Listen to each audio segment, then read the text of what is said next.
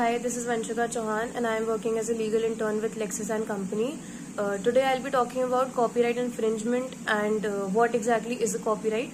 Copyright has been defined under Section 14 of the Copyright Act 1957 as an exclusive right to do or authorized doing of any of the acts which have been mentioned in the section itself in respect of a work or a substantial part thereof.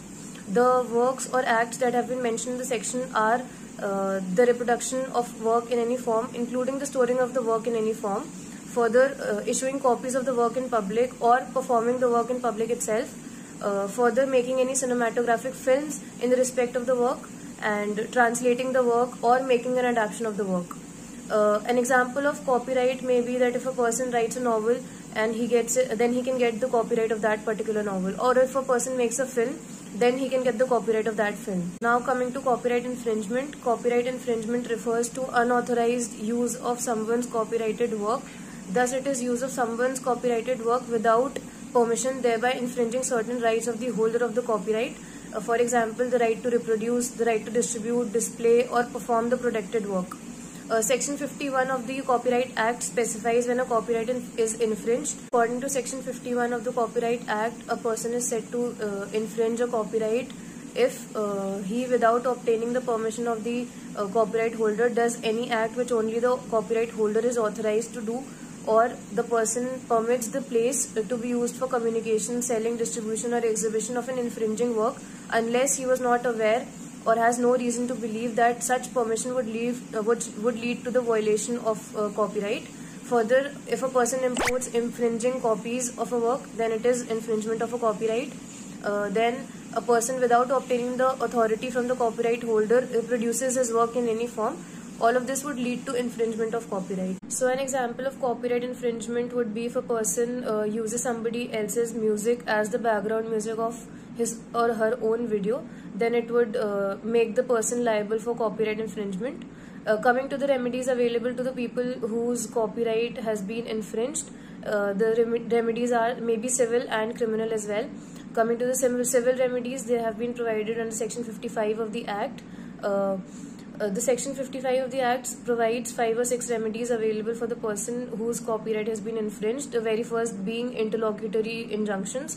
This is the most common remedy, and in most cases the application filled is for interlocutory relief, and the matter rarely goes beyond that, beyond the stage of interlocutory injunction. The 3 requirements for the grant of such injunctions are that there should be a prima facie case. Secondly, there needs to be a balance of convenience. And thirdly, that there needs to be an irreplaceable injury. Now coming to the pecuniary remedies that are available to the person, copyright owners can also seek pecuniary remedies under Section 55 and 58 of the Act.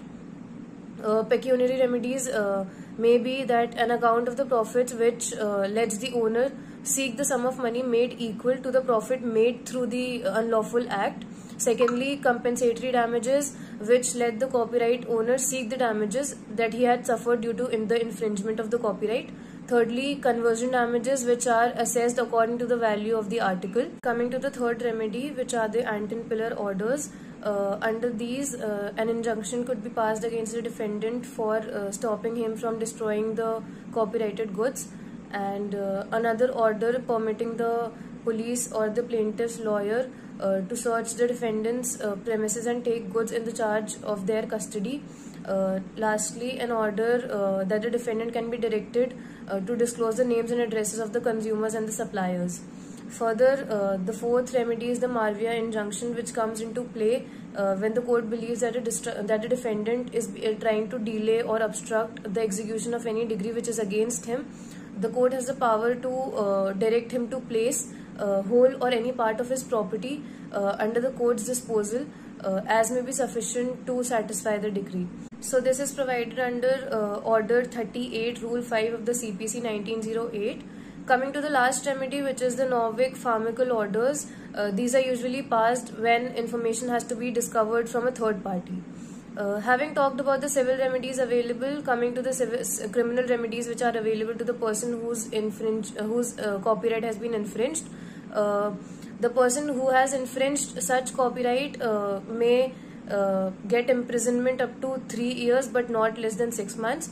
He may be liable for fine which may not be less than 50,000 but may extend up to 2 lakhs. Further, search and seizure of the infringing goods may be passed, and delivery of the infringing goods to the copyright owner may be ordered.